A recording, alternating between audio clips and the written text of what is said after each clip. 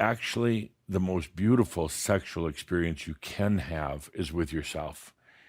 Now, I know there's a whole guilt and shame in society about touching yourself, about what's called masturbation, and the churches have taught that it's evil. I wonder why they would teach that. Just imagine for a moment, no, if it was the other way around, whether it's the churches or parents or those you count on for guidance and advice would have said, touching yourself, bringing yourself to great joy, not just in the body, but in the mind and the spirit, is one of the most beautiful levels. Even beyond Tantra. It is a true joy, true glory in the human experience. But like anything else, do it in a sacred way. Don't just go into the back room and look at some pornographic pictures and you alter your imagination. Really be with yourself. It's such a beautiful way of finding you. Not a lot of masters stayed on the planet after their realization, but many of them that did realized that one of the truest ways, pathways to their soul and their kasama was giving themselves true sensual pleasure.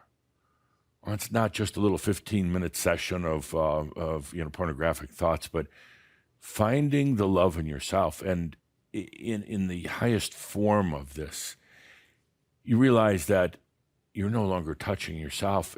Your physical hands, you are, but it's really now the hands of your soul, your spirit touching you, loving you. And it's not about having an orgasm. It's about that very sensual touch of spirit in your life. So many of you seek that, but you seek it through the mind.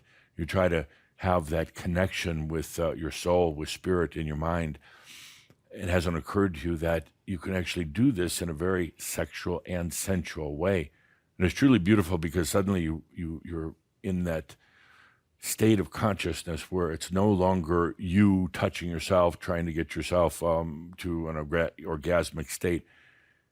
And you really realize your hands are being moved by your soul. You're touching yourself in the most beautiful, intimate way. It's not just physical at this point. It's all of you. It's your soul massaging, caressing, loving, and bringing you to a point of ecstasy.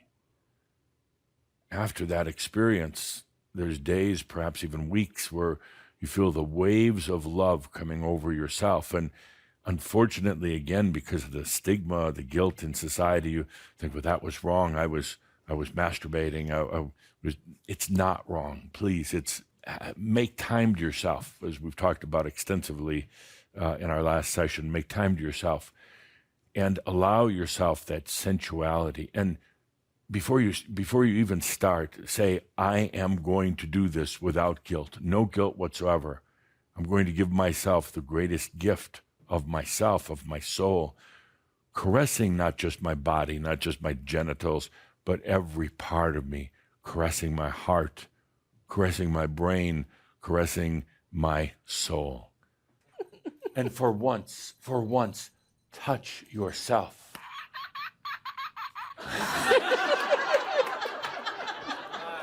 Touch yourself like you would want to be touched by the greatest lover on earth. Touch yourself with such love and compassion for your body. Touch yourself like you are the greatest lover, because you are.